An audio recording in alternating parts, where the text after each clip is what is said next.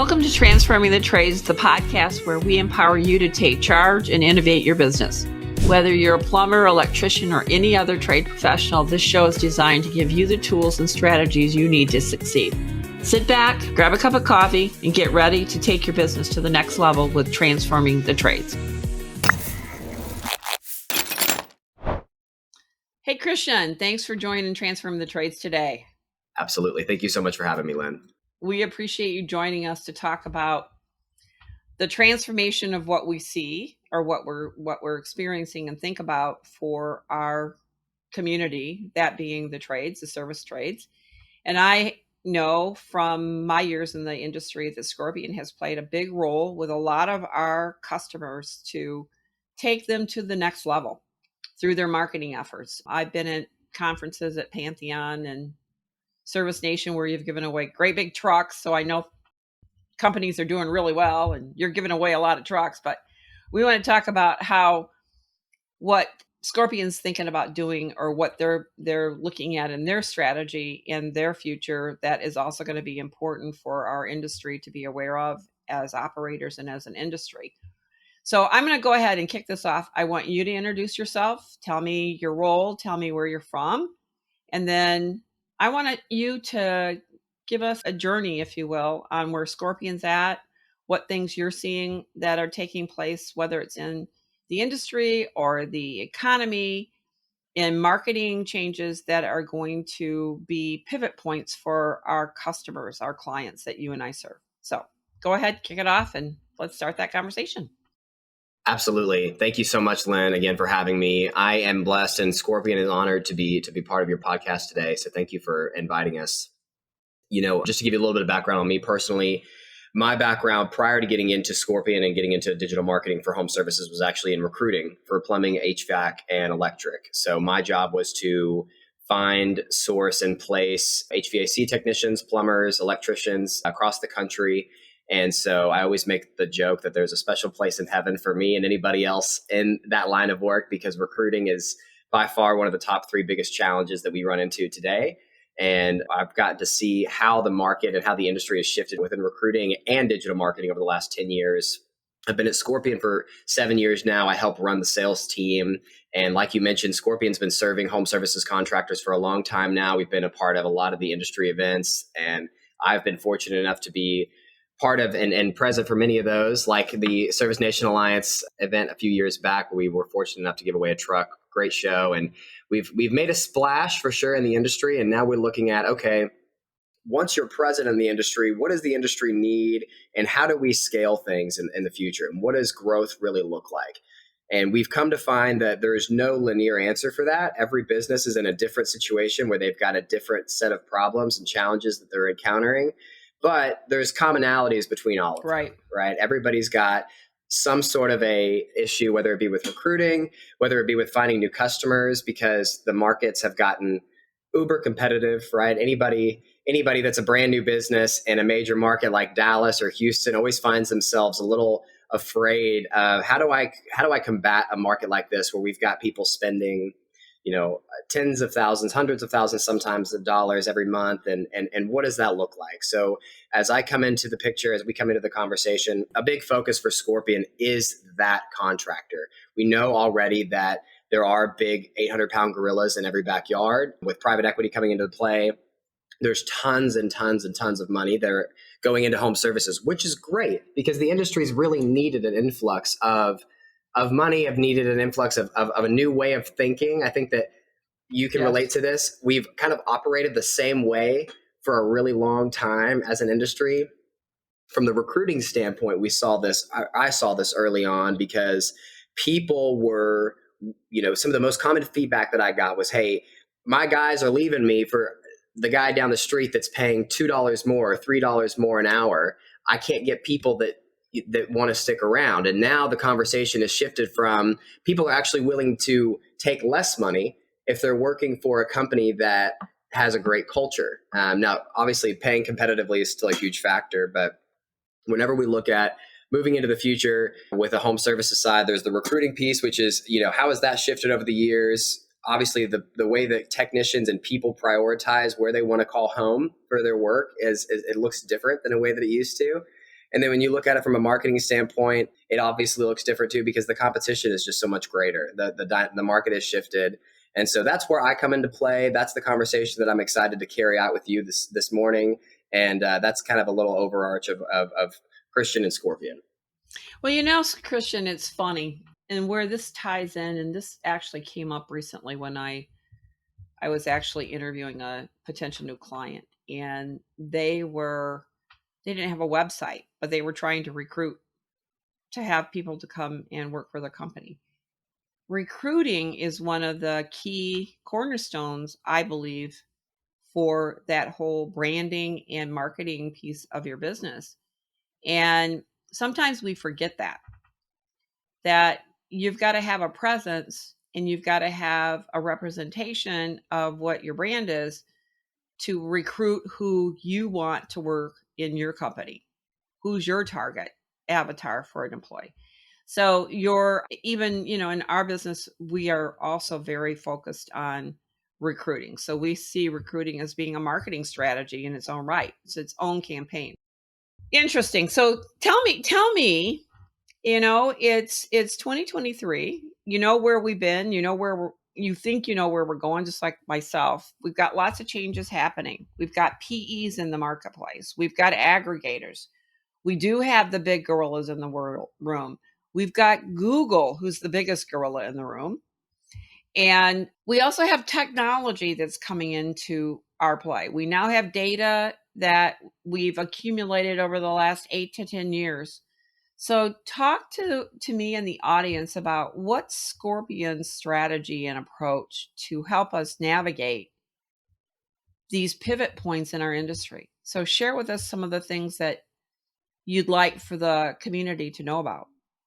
Yeah, absolutely. And I think that there's a couple of things that are important to call out on the front end. I think there's more things that we can continue to talk about on future podcasts, because there's a lot of exciting things coming in the next couple of months. But here's what I'll say. First of all, we believe wholeheartedly that the businesses that are going to win in the future are the businesses that capitalize on technology and data. There's no question about it. You've got to have the ability to harness data, and then you also have you got to have the ability to mine it and understand what to do with it. I think that's truly the challenge that we run into today. Businesses, marketers, they have tons and tons and tons of data at their fingertips, more so than they ever have. And now the question is, what are we doing with that data, and how do we take advantage of it so that in the future, as we move forward and as the business grows, we're actually leveraging that data to optimize our growth so that we're actually seeing the most efficient and profitable growth possible. And that's difficult when you're in a market, like you said, with private equity that's driving up the cost to acquire new clients. You've got Google, the 800-pound gorilla, that's getting more and more expensive. We had new advertising opportunities like local service ads. Those are constantly getting more expensive, right? We're seeing a significant increase in cost per lead. Pay-per-click advertising is more than it has ever been. So we look at it from a couple of ways. First and foremost, we have to ask ourselves and the business owner, who is our client? Who is our ideal client? And a lot of times we get this traditional perspective of, hey, let's look at demographic and geographic information. And as I'm sure you know, the contractors that we work with typically pride themselves on not being the cheapest, right? They go, hey, I'm not the cheapest contractor. I bring value to my clients. So I want people that see that value, and I want people more specifically that can afford that value, that have the money in their pocket to be able to pay my average tickets.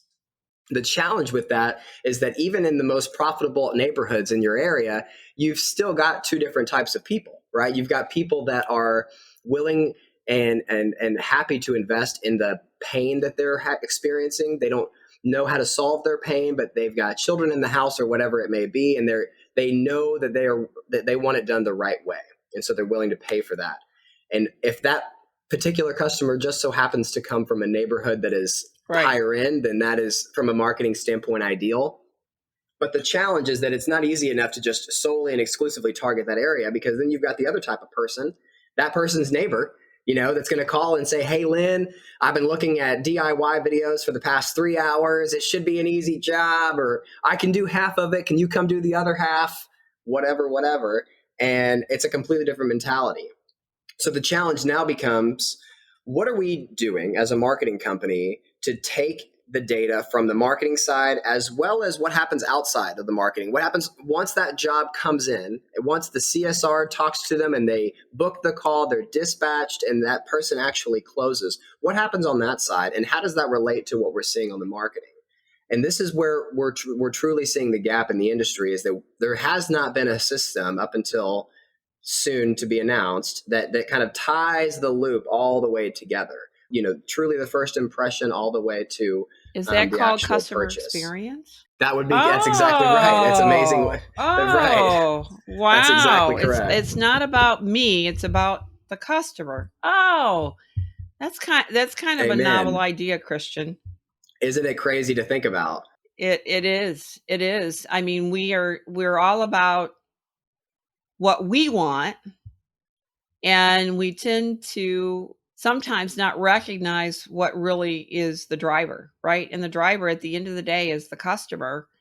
And the customer experience is becoming more and more relevant, especially in our more younger demographic. And it's not the same anymore. It isn't. And they have money. They have a lot of disposable money, but they have a different way of buying. And that's really very critical for us as this industry to understand. It's no longer the baby boomers. It is so true. It's so true. And we make the comment internally of Scorpion that customers want to communicate with you the way that customers want to communicate with you.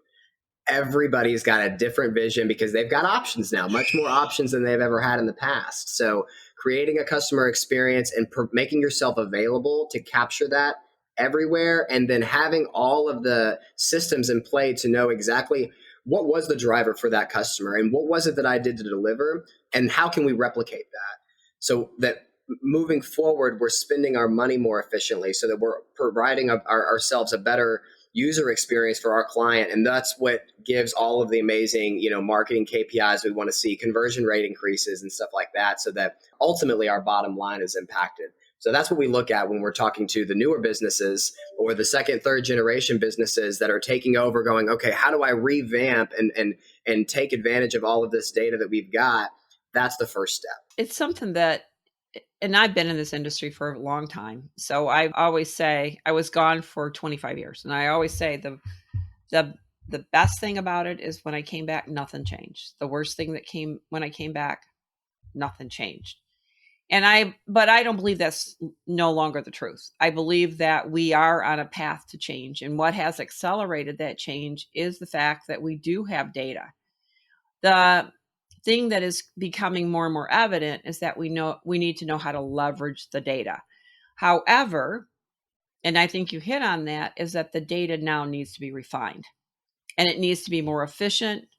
I need to know where the buyer came from. I need to know what their disposable income is. I need to know how old their house is. I need to know all of these interesting components that allows me to focus and replicate. So how does that work in the guerrilla world? Let's talk about the guerrilla world for a moment, right? So you got the big guys, you got the mid guys, you got the small guys. I'm a small guy. What's my play here? Is this an investment that I have to recognize and figure out how to capitalize in my business? Can I do that? And can I actually compete against the big boys quicker, faster, better? Look, that's a great question. Maybe so. I think a lot of this has to do with, let me throw a disclaimer out before I give my marketing perspective on this. I think a lot of this has to do with the mindset of the business owner, right? Their determination and their grit for risk, right? And what they can truly handle. But assuming all of that, assuming that they're going into a market, they know what they're into, and they're just truly looking for help. Hey, I'm willing to grin and bear it. I just need somebody to guide me from the marketing standpoint. I think that here's a couple of thoughts. Many people believe that, well, you'll have many different perspectives on this. From our perspective, when we're talking about a smaller business or a newer business that's trying to go up against the big guys, it does not make sense dollar for dollar to attempt to do that, right? You'll burn out too quickly. And you got to have a lot of money to start the process. That's it. Or that, right? Absolutely. If you're fortunate enough to come in with some equity or some capital that you've got saved up and you're willing to take that on, that's fine. Even then I get nervous when we've had that happen where businesses call in and say, I've got $100,000 and I've got it dedicated just to marketing. I'm in HVAC. I'm going into Houston and we can do it. It's just, there's risk involved, right? So the question really becomes, what makes the most sense? And what we've come to find is that truthfully, while Google being the ultimate 800-pound gorilla in the market, it's usually the last resort for us when we're dealing with businesses at that size. And there's a huge fine line that you have to wave here because you've got volume and then you've got quality. We need a certain volume of leads without sacrificing the quality of leads, going back to the mentality standpoint that we talked about earlier. And I think that from a marketing perspective, this gets difficult because traditionally, most marketing companies have reported all of their marketing efforts and all of their leads based off of last point attribution. Where's the last place that person was on the internet leading up to the time that they called? And let's put money there, as opposed to looking at everything that people do online leading up to the time that they call and looking at what the actual behavior is, because that's data, right? That's the data that we really need to see. And what we found is that there are plenty of other places prior to Google where we can market and advertise the business and capture high quality customers at a lower cost and without putting them in a position where they are combating the big spenders in the market. And so I would encourage any small business that's in a super competitive market, not necessarily to try to go toe to toe with Google, but to reach out to a company like Scorpion or some of the other more reputable marketing companies. We've got some really great ones in the space that all really care, and seek out some options around, hey, outside of just Google, how can I spend this money to try to be competitive? Because you'll clearly blow it too quickly if you try to go toe to toe. So what you kind of opened the door on a little bit is that it's about data and it's about technology, and that's the pivot point, whether it's finances or it's marketing or whatever. However, I have a question. Is data going to increase the cost per lead, or is it going to lower the cost per lead? Oof, that's a tough question. That's a great one, because candidly, I think the data has gotten us to a point where the cost per lead is as high as it is, right? Because everybody's taking advantage of the same data. Here's what I believe. Costs are going to continue to increase.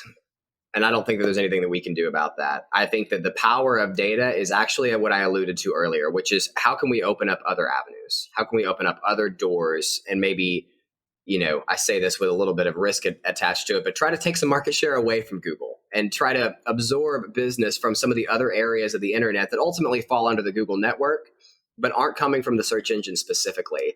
So yes, I think that if you're not careful with data, you can find yourself going down a path where you might be getting good customers, but you're going to continuously pay more and more and more.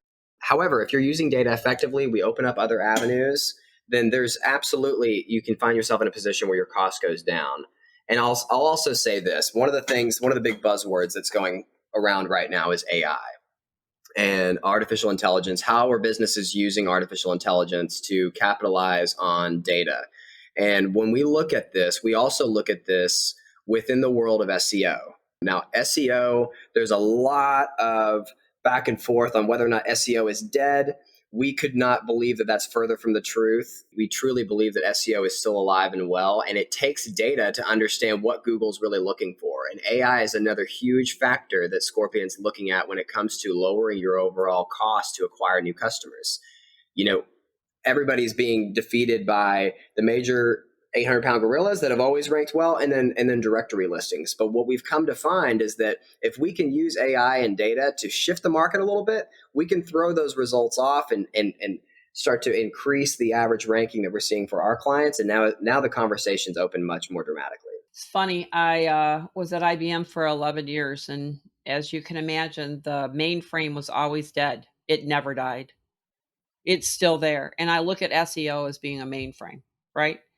So it has a different place. It shifts its purpose. And so I can't imagine SEO is going to die. How it works in the framework might change. It might play a different role, but it's not going to go. In fact, it's what's provided us the data to get to where we're at. Right? So how do you shoot the mainframe? It's mainframe still alive and well at IBM. It still lives. So it's not dead yet, and I don't see SEO being dead either. Well, let me ask you a really hard question. What do you think about TikTok?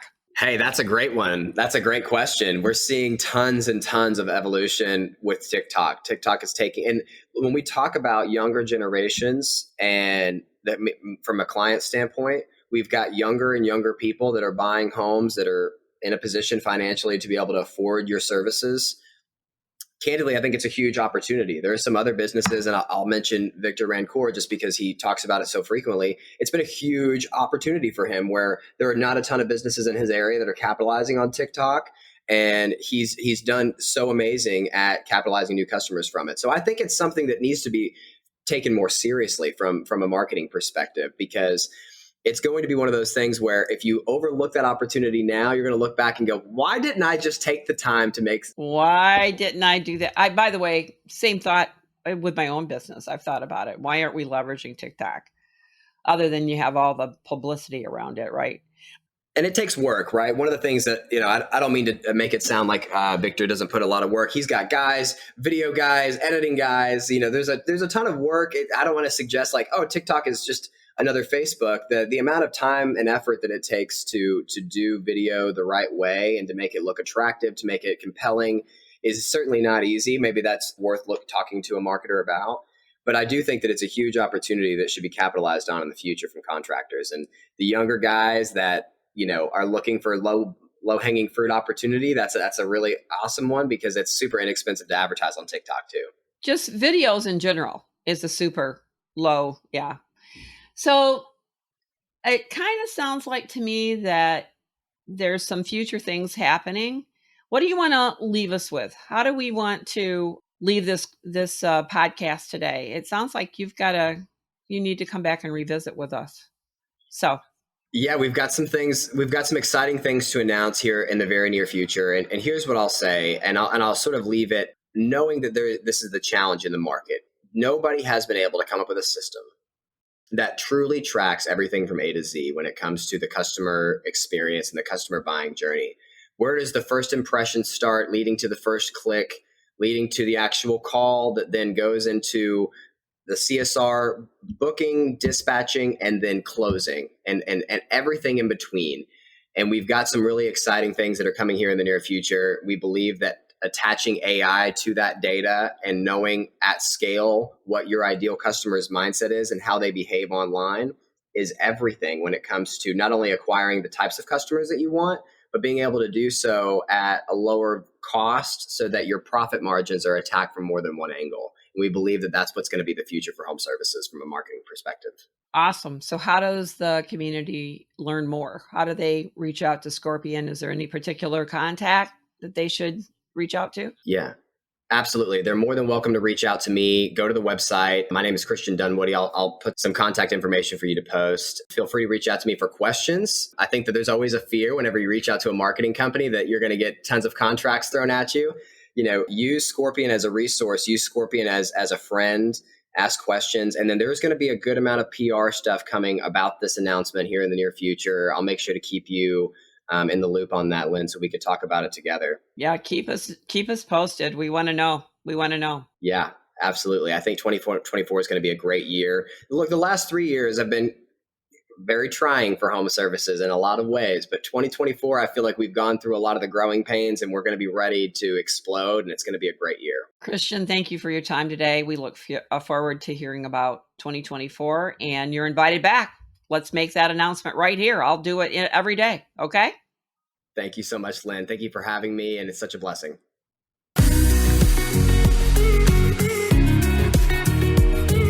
Thank you for tuning in to Transforming the Trades. We hope you enjoyed today's episode and gained some valuable insights and tips for your trade business. If you found this podcast helpful, be sure to subscribe and leave us a review on your favorite podcast platform. And don't forget to check out our website where you can find additional resources and information to help you grow your business. Until next time, keep innovating and take charge of your success.